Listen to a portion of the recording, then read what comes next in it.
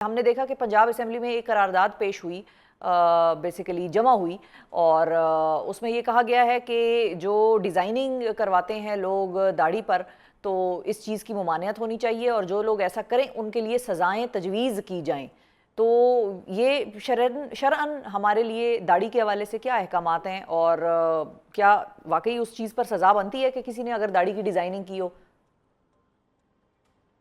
دیکھیے، گزارش یہ ہے کہ داڑھی جو ہے وہ سنت رسول اللہ صلی اللہ علیہ وسلم ہے، لہٰذا اگر کسی نے نہیں رکھنی وہ نہ رکھے، لیکن اس کی تضحیک کرنی یا اس کا ایسا انداز یا سٹائل بنانا کہ جس سے تضحیک ہو، یہ قطعاً درست نہیں ہے اور یہ جائز بھی نہیں ہے، شرعاً بھی جائز نہیں ہے۔ ہم یہ دیکھتے ہیں کہ ہمارے نوجوان بچے، ان کو شرعی طور پر تو اس کا احساس نہیں ہے، ادراک نہیں ہے، وہ تو ممکن ہے ایک جو ڈیزائن آتا ہے آج کل فیشن ہے اس میں چلے جاتے ہوں، لیکن چونکہ یہ آقا علیہ السلام کی سنت ہے، اس کو سامنے رکھتے ہوئے ہمیں تو ان کی ہر ادا، ہر سنت، ہر قول، ہر حکم کا احترام کرنا ہے۔ تو ایسا کام نہیں کرنا چاہیے جس سے تضحیک ہو یا جس سے وہ غیر مناسب لگے۔ یہ میری درخواست ہے سب سے۔ اور باقی اگر یہ قرارداد سے کوئی قانون بھی بن جائے، قرارداد سے کوئی قانون بھی بن جائے تو عمل درآمد تو انسانوں نے ہی کرنا ہے نا، عمل درآمد تو ہم لوگوں نے کرنا ہے۔ تو میں سمجھتا ہوں کہ جس محترمہ نے یہ قرارداد دی ہے اس کے سامنے بھی کوئی برا جذبہ نہیں ہوگا، وہ بھی یہی چاہتی ہوگی کہ میرے آقا علیہ السلام کی یہ سنت ہے، اس کی تضحیک نہ ہو، اس کو دیکھ کے لوگ مذاق نہ کریں، اس کا ایسا ڈیزائن نہ بنایا جائے جو قابل افسوس ہو۔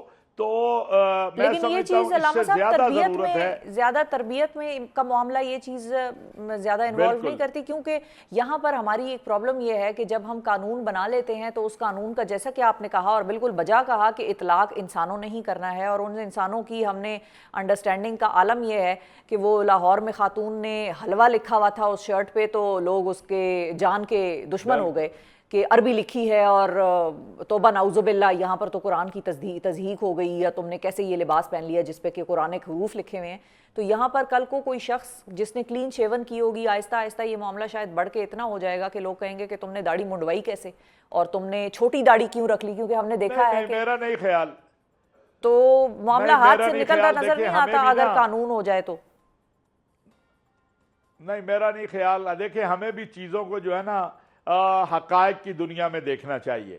یہاں لوگ داڑھی رکھتے بھی ہیں، نہیں بھی رکھتے، روزانہ روز لوگ شیو کرتے ہیں۔ یہاں ایک آدمی شیو کر کے دفتر میں ہے، اس کے 12 ملازم ہیں، 11 نے داڑھی رکھی ہوئی ہے، وہ اس کا حکم مان رہے ہیں، کر رہے ہیں۔ میں سمجھتا ہوں کہ اس کو اس انداز میں لیا جانا چاہیے، بجائے ہم یہ آپ نے بہت اچھی بات کہی کہ ہمیں اویئر کرنا چاہیے اپنے لوگوں کو، اپنے بچوں کی تربیت کرنی چاہیے، ان کو ان کا تعلق۔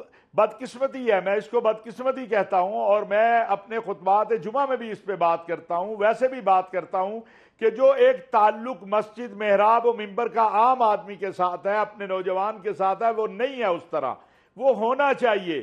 مجھے یہ کہنے کی ضرورت ہی نہیں پڑنی چاہیے کہ تیری داڑھی کا یہ ڈیزائن کیوں ہے یا یہ کیوں ہے۔ اسے خود اپنے آقا علیہ السلام سے اتنی محبت ہے کہ اگر میں اسے اویئر کر دوں تو وہ خود ہی نہیں کرے گا۔ لہٰذا میں سمجھتا ہوں کہ جیسے میں نے پہلے بھی کہا کہ اس کو کوئی، میں نہیں سمجھتا، میں یہ گمان بھی نہیں کر سکتا کہ ہمارا کوئی بچہ مسلمان جو ہے یا غیر مسلم بھی جو پاکستان میں رہتا ہے وہ داڑھی کی تضحیک کے لیے یہ کوئی کرتا ہو، ڈیزائن بناتا ہو۔ لیکن ہمیں اویئر کرنا چاہیے، بجائے ہم قانون بنائیں۔ اگر یہی پارلیمان جو ہے یہ فیصلہ کرے کہ بھئی لوگوں کو ریل اسلام کی تعلیم بتائی جائے، ابھی ربیع الاول آ رہا ہے، رسول اللہ صلی اللہ علیہ وسلم کی سیرت طیبہ کو بتایا جائے، اور میں یہ بھی آپ سے عرض کروں کہ 1,24,000 کم و بیش پیغمبر اللہ نے بھیجے ہیں، واحد ہمارے آقا سید الانبیاء خاتم المرسلین سیدنا محمد صلی اللہ علیہ وسلم ہیں، جن کی زندگی کا ہر پہلو اللہ نے محفوظ رکھا ہے، اور وہ اسی لیے رکھا ہے کہ ہم اس پہ عمل کریں۔ لَقَدْ كَانَ لَكُمْ فِي رَسُولِ اللَّهِ أُسْوَةٌ حَسَنَةٌ۔ اس کی میں ایک آج کے حالات میں مثال دوں کہ یہ جو بچی جس طرح قتل ہوئی، ایک صحابی نے رسول اللہ صلی اللہ علیہ وسلم کو اپنی جاہلیت کا واقعہ بتایا کہ اس طرح بچی تھی، میں جب اس بچی کو زندہ درگور کر رہا تھا تو وہ بچی میرے کپڑوں سے مٹی جھاڑ رہی، جی باپ بیٹی کو زندہ درگور کر رہا ہے اور بیٹی اس کے کپڑوں سے مٹی جھاڑ رہی ہے.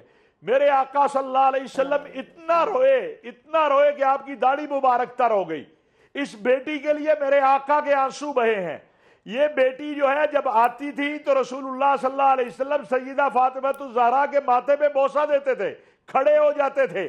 اور سب سے بڑی یہ میں کہوں گا, اس کی ضرورت ہے, آپ سے بھی کہوں گا کہ خدا کے لیے اس کو عام کریں کہ رسول اللہ صلی اللہ علیہ وسلم سے جیسا با حیا, با غیرت, عظمت والا, شان والا, عزت والا کوئی کائنات میں پیدا نہیں ہو سکتا. اور فاطمہ الزہرا جیسی با حیا, با غیرت کوئی بیٹی پیدا نہیں ہو سکتی. پھر آقا علیہ السلام نے کیوں جا کے پوچھا فاطمہ الزہرا سے کہ بیٹی تمہارا نکاح علی المرتضیٰ سے کر دوں؟ اس لیے پوچھا کہ قیامت کی صبح تک میرا امتی اپنی بیٹی کو یہ حق مان لے کہ شادی سے پہلے اس سے مشورہ کرنا ہے.